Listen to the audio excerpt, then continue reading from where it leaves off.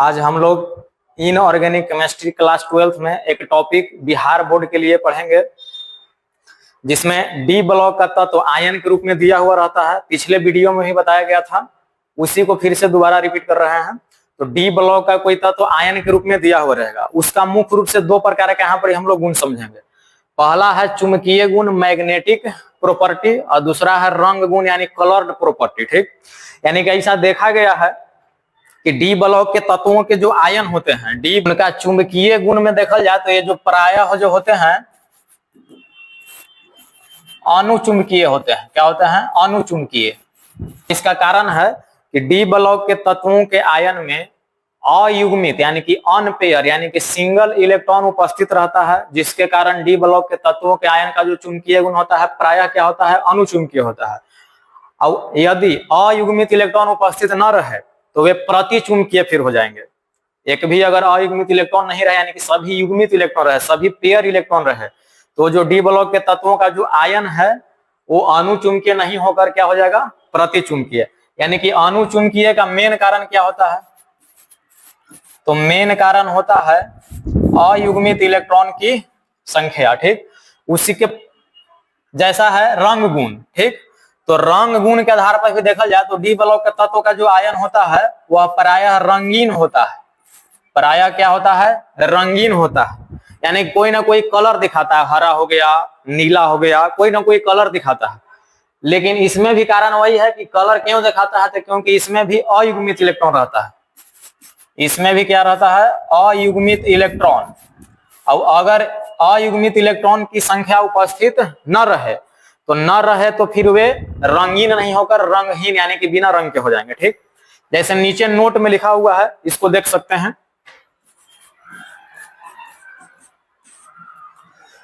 n बराबर 0। अच्छा, यहाँ पर n क्या है? n जो है से अयुग्मित इलेक्ट्रॉन की संख्या है। अयुग्मित इलेक्ट्रॉन की संख्या को n से सूचित करते हैं। तो अयुग्मित इलेक्ट्रॉन की संख्या क्या है? यहाँ पर n है। तो अगर अयुग्मित इलेक्ट्रॉन की संख्या 0 है, मतलब कि अयुग्मित इलेक्ट्रॉन नहीं है, सभी युग्मित है, तो वे जो आयन होंगे से प्रतिचुंबकीय होंगे, और प्रतिचुंबकीय हमेशा रंगहीन होते। इस बात को याद रखना है। ठीक, अगर n नॉट इक्वल 0 यानी कि n का मान 0 के बराबर नहीं होगा, यानी कि अयुग्मित इलेक्ट्रॉन कुछ ना कुछ है। n 0, n क्या है? अयुग्मित इलेक्ट्रॉन। तो n का मान 0 नहीं, माने n का मान कुछ ना कुछ 1 2 3 4 जो भी 5 है। तो अगर अयुग्मित इलेक्ट्रॉन उपस्थित हो, इसका अर्थ है कि अयुग्मित इलेक्ट्रॉन एक भी नहीं है, सभी युग्मित है। इसका अर्थ है कि अगर अयुग्मित इलेक्ट्रॉन उपस्थित हो तो वे अनुचुंबकीय प्रकृति के होते हैं, और जो अनुचुंबकीय प्रकृति के होते हैं वे हमेशा क्या होते हैं? रंगीन होते हैं। अब इसके आधार पर हम लोग अगला क्वेश्चन देखेंगे। लोग इस टॉपिक के अनुसार क्वेश्चन देखते हैं। पिछले वीडियो में वे क्वेश्चन बताए थे कि Fe पर +2 का प्रकृति कैसा होता है। ठीक उसी प्रकार अगला क्वेश्चन है कि Fe पर +3 यानी कि आयरन है, लोहा है, आयन के रूप में +3 चार्ज दिया हुआ है। ठीक, क्वेश्चन यहां से बन सकता है। सबसे पहला क्वेश्चन है कि Fe पर +3 जो आयन है उसमें बताइए अयुग्मित इलेक्ट्रॉन कितना होगा, अनुचुंबकीय है कि प्रतिचुंबकीय है, रंगीन है कि रंगहीन है, या चुंबकीय या घूर्णन कितना होगा। ठीक, निकालते हैं। तो इस टाइप के क्वेश्चन को सोल्व करने के लिए सबसे पहले जो तत्व के रूप में आयन दिया हुआ है कोई भी रहे, सही उसका इलेक्ट्रॉनिक विन्यास होना चाहिए। इलेक्ट्रॉनिक विन्यास भी करने का तरीका है Fe 26, परमाणु संख्या इसका कितना होता है? 26, यानी कि इसमें इलेक्ट्रॉन की संख्या भी कितना होता है? 26। तो पहले 1 से 26 तक बना लिए, 1s2s2p 3s3p 4s3d 2 2 4 6 10 12 6 18 2 20 6 26। लेकिन अभी इलेक्ट्रॉन विन्यास सही नहीं, अभी गलत है, क्योंकि हम लोग का Fe का नहीं बनाना है, Fe पर +3 का बनाना है। तो Fe का जो इलेक्ट्रॉनिक विन्यास हुआ है इसमें से 3 इलेक्ट्रॉन का कमी कर देंगे। कितना इलेक्ट्रॉन? 3 इलेक्ट्रॉन। अब बात है कि 3 इलेक्ट्रॉन का कमी कहां से करेंगे? तो अंतिम कक्षा यानी कि बाह्यतम आउटर मोस्ट ऑर्बिट में से 3 इलेक्ट्रॉन का कमी कर देंगे, तो Fe पर +3 का हो जाएगा। तो देखते हैं इसमें। देखिए यहां से यहां तक पूरा इलेक्ट्रॉन भरा हुआ है। तो हम लोग को देखना कहां है? तो देखना है इतना में हम लोग का देखना है। ठीक, तो इसमें अगर अंतिम कक्षा की बात करा जाए तो क्या है? यहाँ पर 4 अंतिम कक्षा है, 4s। इसमें कितना इलेक्ट्रॉन है? 2 इलेक्ट्रॉन है। ठीक ना, तो 2 इलेक्ट्रॉन अगर हम यहाँ पर कम करते हैं तो कितना हो जाएगा? 0 हो जाएगा। यहाँ पर अगर 2 इलेक्ट्रॉन कम करते हैं तब 4s के इलेक्ट्रॉन कितना हो जाएगा? 0 हो जाएगा। और उसके बाद 3d पर कितना था? तो 3d पर था 6, तभी 2 कम किया है, अंतिम ई जो खत्म हो गया तो अंतिम ही हो गया। तो इसमें 1 इलेक्ट्रॉन और कम करेंगे तब 3 होगा, यानी कि यहाँ पर 6 न होकर 5 हो जाएगा। यानी कि इसका सही सही इलेक्ट्रॉनिक विन्यास क्या हो गया, इसको हम शॉर्ट में ऐसा भी लिख सकते हैं, इतना को 2 2 4 6 10 12 6 18 आर्गन AR। उसके बाद 3D को पहले लिख सकते हैं 3D5 और ये हो जाएगा 4s0। ये हम लोग का सही सही इलेक्ट्रॉनिक विन्यास आ गया। अब इसमें क्या करना है कि यहाँ पर हम लोग देखना है कि D उप कक्षा है, उप कक्षा के अंतर्गत कक्षक होता है और बताया गया होगा कि D उप कक्षा में कक्षक की संख्या 5, कक्षक यानी कि बक्सा। तो D उप कक्षा में कई गो बक्सा बनाना है, 5 बक्सा बनाना है और उस 5 बक्सा में हुंस के नियम के अनुसार इलेक्ट्रॉन को भरना है। तो देखते हैं, तो ये जो D उप कक्षा है उसके नीचे 5 गो बक्सा बना दिए। ये तो खाली है, इसको ऐसे भी छोड़ सकते हैं, कोई दिक्कत नहीं। इसमें इलेक्ट्रॉन कई गो है, 5 गो भरना है। तो पहले नियम है हुंस के अनुसार कि पहले इलेक्ट्रॉन क्लॉकवाइज भरेंगे और जब बच जाएगा तो उसके बाद एंटी क्लॉकवाइज भरेंगे। तो पहले क्लॉकवाइज भरते हैं, 1 2 3 4 5। अब कोई इलेक्ट्रॉन नहीं बचा, हो गया, भर गया 5 इलेक्ट्रॉन। अब यहां से पहला क्वेश्चन है कि बताइए कि अयुग्मित इलेक्ट्रॉन कितना है क्रम है। अयुग्मित इलेक्ट्रॉन मतलब कि सिंगल इलेक्ट्रॉन, एकदम आसान है। देखिएगा पहला क्वेश्चन यही हम लोग का है, अयुग्मित इलेक्ट्रॉन कितना है। तो 1 2 3 4 5 और उसी को n से भी सूचित करते हैं। तो n यानी कि अयुग्मित इलेक्ट्रॉन की संख्या हम लोग के पास कितना आ गया, इधर देखते हैं 5 आ गया। ठीक, उसके बाद अभी हम लोग थ्योरी पढ़े कि अगर अयुग्मित इलेक्ट्रॉन उपस्थित हो तो वे अनुचुंबकीय और रंगीन प्रकृति के होते हैं। ठीक, जैसे देखिए n का मान 0 माने अयुग्मित इलेक्ट्रॉन नहीं हो तो प्रतिचुंबकीय और रंगहीन।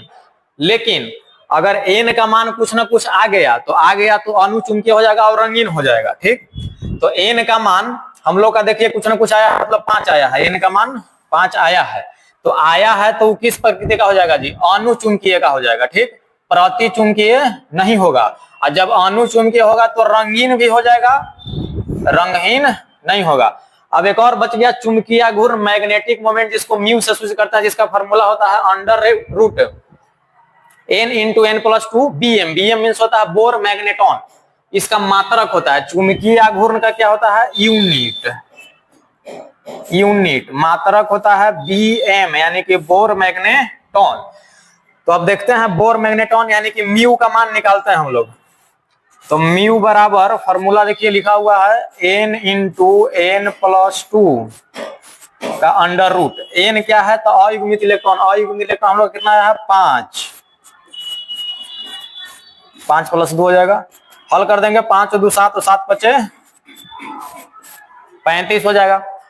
अब इसका वर्गमूल भी निकालना, ऐसा नहीं छोड़ना। ठीक है, तो इतना बोर मैग्नेटॉन आंसर हो जाएगा, उसमें दिक्कत नहीं है, लेकिन इसका वर्गमूल भी निकालना है। लेकिन एग्जाम में जब क्वेश्चन आएगा तो वर्गमूल भी पूरा निकालना पड़ेगा, या ऑब्जेक्टिव रहेगा तो ऑप्शन में दिया हुआ रहेगा निकाल का लगभग में।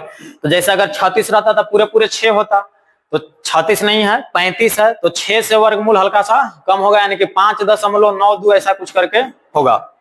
यानी कि हम लिख सकते हैं 5.9 बोर मैग्नेटॉन, यही हो गया हम लोग का आंसर। तो इस टाइप से ही क्वेश्चन हम लोग को बनाना रहता है। अब हम लोग अगला क्वेश्चन देखते हैं। Zn पर +2 आयन दिया हुआ है, इस समय से बताना है कि इसका प्रकृति क्या होगा। तो सबसे पहले Zn पर +2 का इलेक्ट्रॉनिक विन्यास करते हैं। इलेक्ट्रॉनिक विन्यास करने का तरीका पता होना चाहिए, शॉर्ट कर देते हैं। यहाँ पर लिख देंगे AR, आर्गन 18 तक हो गया। उसके बाद आता है 3D और उसके बाद आता है 4s। तो 3D पर हम लोग का हो जाएगा 10 और 4s में से 2 इलेक्ट्रॉन कम कर देंगे, तो Zn पर +2 का यानी कि यहाँ 0 हो जाएगा। तो हम लोग को देखना इतना ही। अब ये जो D है, D उप कक्षा, इसके अंतर्गत कक्षा कितना हो गया, तब ये जाने हम लोग 5 होगा। S तो खाली है, इलेक्ट्रॉन इसमें है। अब इसमें हुंस नियम के अनुसार इलेक्ट्रॉन को भरल जाए। कितना इलेक्ट्रॉन है, 10 इलेक्ट्रॉन है। तो पहले क्लॉकवाइज एक मिनट, पहले इलेक्ट्रॉन भरते हैं क्लॉकवाइज 1 2 3 4 5। अब बच गया एंटी क्लॉकवाइज 6 7 8 9 10। अब इसमें देखने से क्या पता चल रहा है कि अयुग्मित इलेक्ट्रॉन यानी कि n का मान, अयुग्मित इलेक्ट्रॉन यानी कि n कितना है, तो अयुग्मित इलेक्ट्रॉन इसमें है ही नहीं है, सब युग्मित है, सब जोड़ा है। तो अयुग्मित इलेक्ट्रॉन यानी कि n का मान क्या हो गया, 0 हो गया। n के मान क्या हो गया, 0 हो गया। तो जब अयुग्मित इलेक्ट्रॉन 0 है, इसका आंसर है अयुग्मित इलेक्ट्रॉन कितना हो जाएगा, 0। यानी ऐसा भी क्वेश्चन हो सकता है कि Zn पर +2 में अयुग्मित इलेक्ट्रॉन की संख्या कितनी होती है, तो 0 होती है। ठीक, उसके बाद अब हम लोग पढ़े हैं, फिर से देखते हैं, अगर n के मान 0 आया माने अयुग्मित इलेक्ट्रॉन नहीं है, सभी युग्मित है, तो क्या होता है, प्रतिचुंबकीय होता है और साथ में रंगहीन भी हो जाएगा, क्या कि दोनों अयुग्मित इलेक्ट्रॉन पर ही निर्भर करता है। ठीक, अयुग्मित इलेक्ट्रॉन 0 है तो प्रतिचुंबकीय होगा, और प्रतिचुंबकीय जो होता है सो रंगहीन होता है, यानी कि अनुचुंबकीय नहीं होगा और रंगीन नहीं होगा।